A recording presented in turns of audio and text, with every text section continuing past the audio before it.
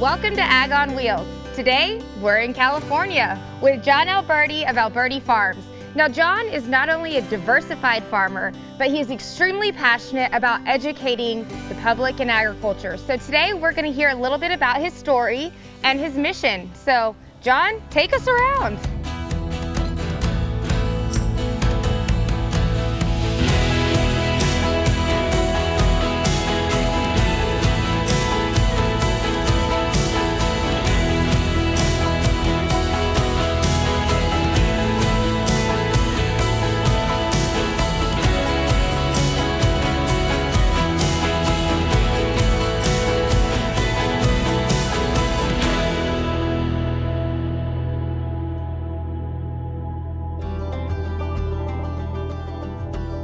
So John, when we go to a restaurant or we go to the grocery store, we buy a bottle or glass of wine, we never really think about where it comes from, the complexity and all the steps that it takes to make that wine. So this is where it starts. So we have, like I said, multiple varieties here, but we get the wine grape itself from the nursery. You've got the land that's got to be specific for, the grapes, and then obviously we have to have water, which is kind of what you see laying out here today, is that we've got the grapevine, we're going to plant it. It takes a year to grow it, train it, and then all the labor to go through. We've got to punch each one of these 7-foot metal stakes into the ground so we can train them up straight, wire them, trellis, and then hopefully in a year and a half, we'll have some good wine grapes. And then from there, right, we've got to crush them, destem them, get them into the wine press, do all the different things that we do to make that great bottle of wine to put in your store. So now that we planted the wine grape, when do we water? So we're going to water right away. So with these being a potted plant, they take a lot of water to get started. Okay. So we want those roots to stay flush and stay wet so they start pushing. So we're going to literally turn on the water here within the hour. And so how long before this produces its crop? I'm hoping to have wine grapes by the end of the year. So it should be 2 years, but we're going to push them a little hard, just with a lot of extra fertilizer. And then everything here is for a boutique winery. We're not a commercial operation. Okay. So we're a small family farm. It's boutique, but we can be out here daily and check on everything to make sure everything goes good. So John, how important is it to train the vine? It's everything. Without the training and the proper sunlight and everything that goes with it, if you don't have it, your grapes are pretty much doomed. Everything is labor intensive, right? We tie it to the stake, it comes up, it hits its first wire. We want everything that we possibly can going up, so we will actually come back through here and we'll turn this to where these are going to go up. We'll retie them. The shoots will go up. We'll get on our upper portion of the wire, and that will allow all the fruit to hang down. We'll get the proper sunlight for everything, and it's a lot easier to pick. Here we pick everything by hand.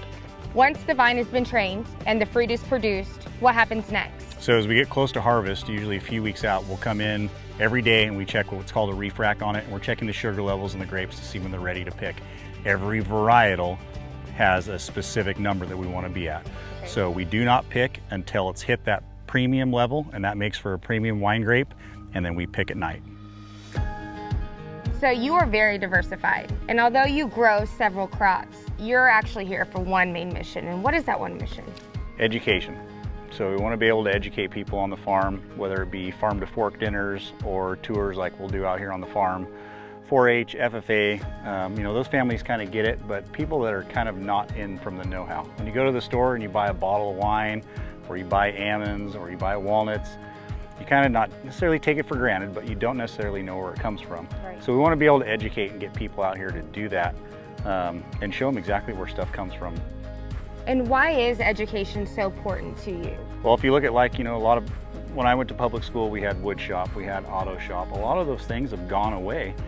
We've lost a lot of that just, physical touch know-how, to where I'd love to see people come out on the farm, take a look, have a picnic out here, but be able to explain to them, like, this is where your actual food goes, and this is why water is important. This is why water for farmers is important. Right. This is why being able to spray on crops is important. This is really what organic, non-organic, it doesn't matter, right? We need to be able to educate, and us as farmers or stewards of the land, that's our job too, to be able to get it. It's not just to push a product or to sell, but this is where food comes from. I would love people to come out to the farm and just be able to truly educate them.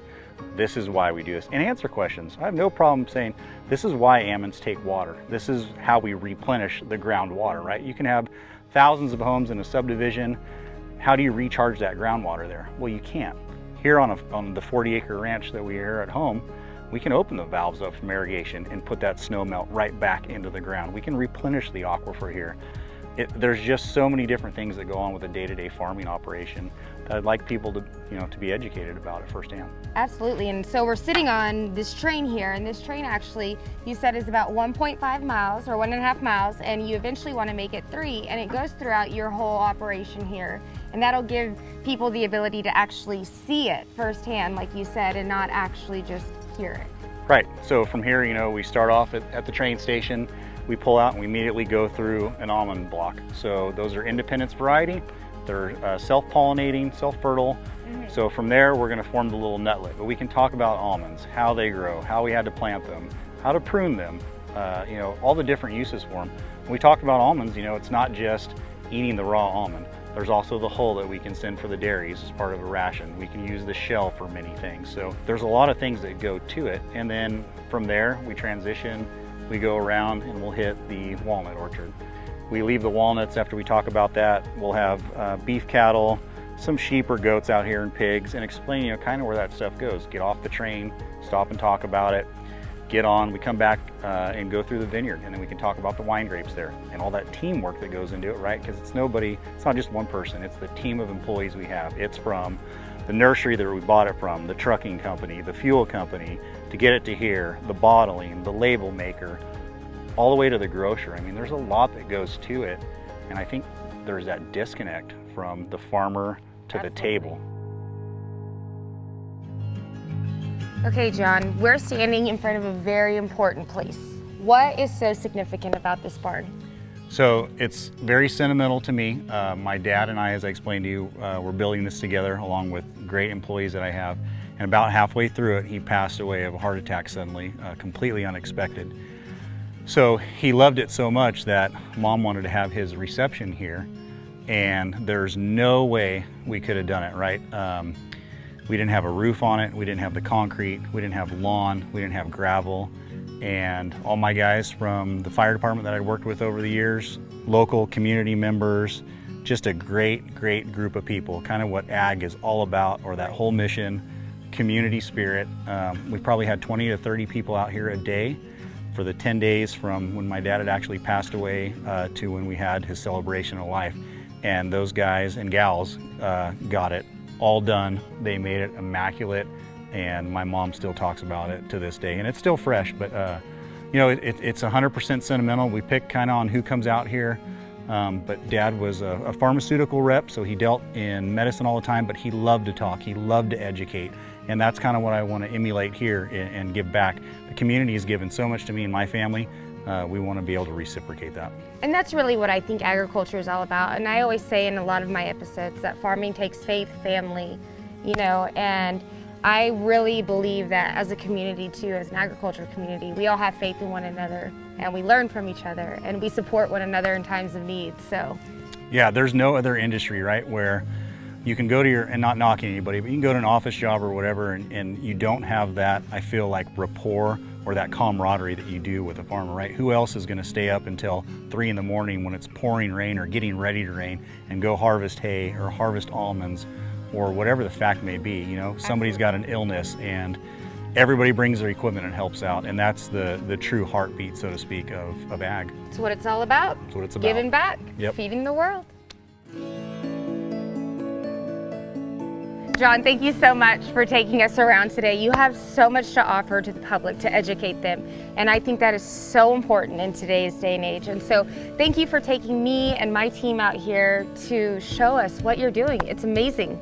I appreciate everything that you've done, your platform for ag education as well, right? It takes a village, yes, to get that education out there. So yeah, if people want to reach out to you and reach out to me, and we'll educate together, basically with the rest of ag, wherever we can do. All right, takes a team, right? Takes a there team. Ain't no other way. Where will I be next? Only God knows. We'll see you later.